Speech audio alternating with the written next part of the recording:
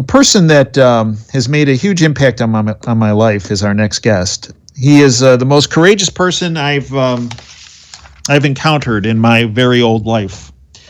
His name is Bob Mazur. A little background on Bob for those of you that are not familiar or are new listeners to our platform. Bob has earned global acclaim as one of the world's leading experts on the financial escapades of the underworld. There is no one with more firsthand knowledge about how international banks and businesses cater to those who own the nearly $2 trillion in criminal proceeds laundered annually. For years, in the eyes of organized crime leaders, Bob was a highly successful mob-connected money launderer and helped manage their illicit fortunes. His clients, some of the most famous and deadly drug cartel bosses, including Pablo Escobar, offered a $500,000 price tag for his head when arrests were made around the world, and Bob was revealed to be a highly trained U.S. federal undercover agent. Bob is the author of the fantastic book, I encourage you to get it for the holidays, The Infiltrator, a memoir about his undercover life, much of which was spent acting as a conduit between ruthless drug barons and corrupt, legitimate-appearing senior executives that cleaned billions of dollars in blood-stained money through their otherwise respectable international banks and businesses. Bob has transformed his underworld experience and current-day involvement in the money laundering field into a remarkable lesson for today's business sector. After completing a highly decorated 27-year career as a federal U.S. agent in 3 U.S. agencies, Bob is now the president of KYC Solutions Incorporated, a firm that provides speaking, expert witness, and consulting services to companies worldwide. Bob's book, The Infiltrator, is now available in over 10 languages and in more than 50 countries, and is the basis for my favorite movie, the internationally released major motion picture by the same name, The Infiltrator, starring Bryan Cranston, Diane Kruger, and other internationally known cast members. For more information on Bob Mazur, his book and the film, which was based on his life, can be found at Robert Mazur, M-A-Z-U-R, robertmazur.com. Bob, welcome back to Operation Freedom. Well, thank you very much. It's always a pleasure to be on your show. Well, I'm honored to have you aboard, Bob. So, Bob, there were some developments this week that, oh boy, were very troubling to you, very troubling to me, very troubling, I believe, to anyone who values freedom, liberty, and the rule of law. A individual who was the former Mexican defense minister was arrested here in the United States. I believe it was this summer. And something happened this week that nobody's talking about, or very little talk about, in the what I call the bought-off lamestream fake media. Educate our listeners, Bob, on who this guy is, and what has happened this week. Sure. Well, corruption knows all nationalities, so we're going to be talking quite a bit about Mexico, but I could bend everybody's ear about corruption in many, many different countries, including our own, unfortunately. So this is going to focus on Mexico, though. And who we're talking about is General Salvador SinFuegos Zepeda, defense minister for Mexico from 2012 to 2018. He was known to the underworld, though, by a different title, El Padrino. That's the Godfather. He was a defense minister throughout the entire administration of Mexican President Enrique Peña. Not only did he run the army, but reported directly to Peña, and there was nobody above him with respect to military matters for Mexico other than the president. So DEA intercepted thousands of BlackBerry messenger communications that shows Cienfuegos had helped a particular Mexican cartel. I'll get into that maybe if we have time. It's referred to as the H2 cartel, but it's really an offshoot of one of the Sinaloa-related cartels. And so he was helping them to locate shipping services for drug shipments, introducing cartel top leaders to other Mexican government officials willing to take bribes, warned the cartel about ongoing investigations, diverted Mexican investigations toward competitors of the cartel he was helping, and even identified informants. That resulted in the murder of a cartel member who was mistakenly thought by the cartel to be an informant for the U.S. government based on bad information that was passed along But nonetheless, it resulted in the guy's death. So how did we find out about this guy? Well, we found out about him through a related corruption case on a guy by the name of Edgar Batia. He had his own handle in the underworld, El Diablo, the devil. He's the former Mexican Attorney General for one of the Mexican states. So in 2013, the U.S. becomes aware of Batia, his connection to traffickers, arrests him in San Diego. He pleads guilty in 2019, was sentenced to 20 years for conspiring with the H2 cartel. And what did he do? He wrongfully released members of the cartel from prison. He assisted the group to carry out murders and commit violent acts and covered up murder of H2 rivals. But during wiretaps in the Batia case, law enforcement started picking up on a reference to a powerful Mexican military person that everybody kept referring to as El Padrino, Padrino, the Godfather. And he was then an unknown Mexican official. But on one of the times when they were intercepting, the cartel was talking about the Godfather and saying he's on TV right now. Agents tuned in, and there was General SinFuegos on TV. Now, much more evidence was pulled together. And as a matter of fact, there have been many motions and many things said in court by the prosecutor's office in the U.S., and that's out of Brooklyn, the Eastern District of New York federal court, that the case was solid. They had tons and tons of evidence. But 4 days ago, on November 18th, the U.S. files a motion and dismisses the charges against Cienfuegos. Now, yeah, he was arrested in October, so it took about a month, a little bit less than a month for him to wiggle out for participating in an international heroin, cocaine, methamphetamine, and marijuana conspiracy. And the evidence in the case, like I said, is very strong. The motion claims that the case was dismissed as a matter of foreign policy and in recognition of the strong enforcement partnership between Mexico and the U.S. So the motion also claims that the U.S. indictment was dismissed in order to permit the Mexican officials to conduct their own investigation. And when asked by the judge, when the prosecutor was asked by the judge, who was this directed by, he made it very clear. It was directed by Attorney General Bill Barr. What really happened is that the Mexican officials made a threat, and that if the U.S. goes forward, Mexico will consider expelling American federal drug agents, jeopardizing decades-long partnership. Mexican officials viewed this, they claimed publicly, as a violation of their sovereignty. But according to the media, prosecutors who built the case were absolutely devastated that this case in the U.S. was dismissed. Mexico's made no promise to prosecute this guy. And the current Mexican president, Andres Manuel López Obrador, expressed skepticism about the charges.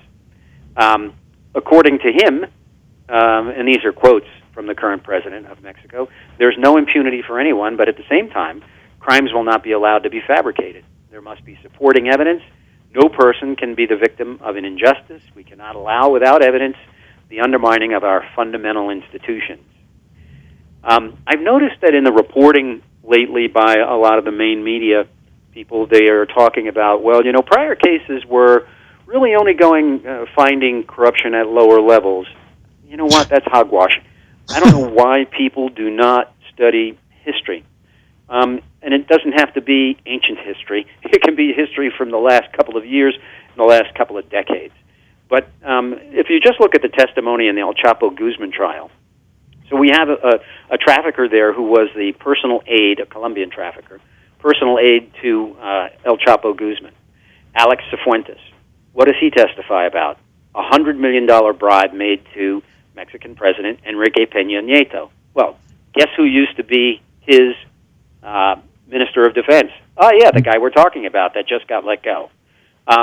Before declaring his candidacy, according to Cifuentes, Guzman was contacted by representatives of Peña Nieto and told that in exchange for a $150 million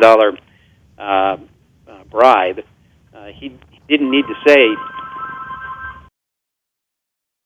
Anyway, he didn't need to... for a $250 million bribe, that Guzman didn't need to stay in hiding. Well, they negotiated that down to $100 million, according to Cifuentes. And further testimony from Cifuentes was about the $10 to $12 million that was paid to the Mexican military units to either kill or capture cartel rivals. The government motion in the El Chapo trial, a government motion in the El Chapo trial, also disclosed that, at least according to the U.S. government, there was evidence of payoffs that were made to the current president of Mexico, Andres Manuel Lopez Obrador. Now, he and all three, and the other two presidents of Mexico, claim that these are all unfounded. Hopefully, investigations will continue. But there were other testimony in the El Chapo Guzman trial. Jesus Zambada, he testified about having made millions in payments to the defense minister under the president prior, Felipe Calderon. So now we have comments about four presidents. So the other testimony is the first Mexican official in the El Chapo trial. There's testimony about the first Mexican official, Guillermo Gonzalez Calderoni, who was the chief of Mexico City's federal police, and how Calderoni had received payoffs from El Chapo Guzman. Calderoni wound up being, unfortunately for him, killed, shot in the head in 2003 on the streets of McAllen, Texas. His is a very, very sad story because he was one of the law enforcement people in Mexico most responsible for helping the U.S. authorities in connection with trying to track down the killers of DEA agent Enrique Kiki Camarena. But there are other cases. So now the media is saying that, there's no big cases prior to this case. Try this on for size. December 2019. Gerardo Garcia Luna gets arrested in Dallas. Who's he? Former Mexican Secretary of Public Safety. That's the guy who put Mexico's war on drugs together. He oversaw the creation of Mexico's federal police. His U.S. indictment alleges he received millions in bribes from the Sinaloa cartel. He's also accused of directing security forces to concentrate efforts on their rivals, and there was detailed testimony in the El Guzman trial that there was detailed testimony in the Guzman trial that there was that not only had they paid him $6 million, but they had a fund that was set up with $50 million in order to maintain what they thought they would eventually need to pay to Garcia Luna. So in 2012, Garcia Luna retires. He moves to Texas, thankfully, and we were able to grab him. So he is under indictment. And if you want to really find out about the story about Mexico, there are plenty of books you can read, but one I would recommend to your listeners is Bordering on Chaos. That was written by Andres Oppenheimer, a Pulitzer Prize-winning author. It addresses the late 1990s.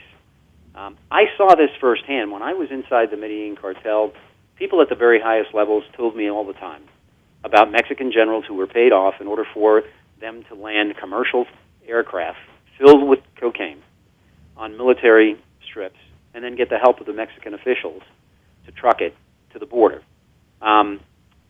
After I retired, I was solicited by the government to be an expert witness for them in a case against a guy by the name of Mario Ruiz Masu. Well, who's he? He's the former Deputy Attorney General of all of Mexico, who happened to have had a bank account that had $9 million in cash deposits in Texas.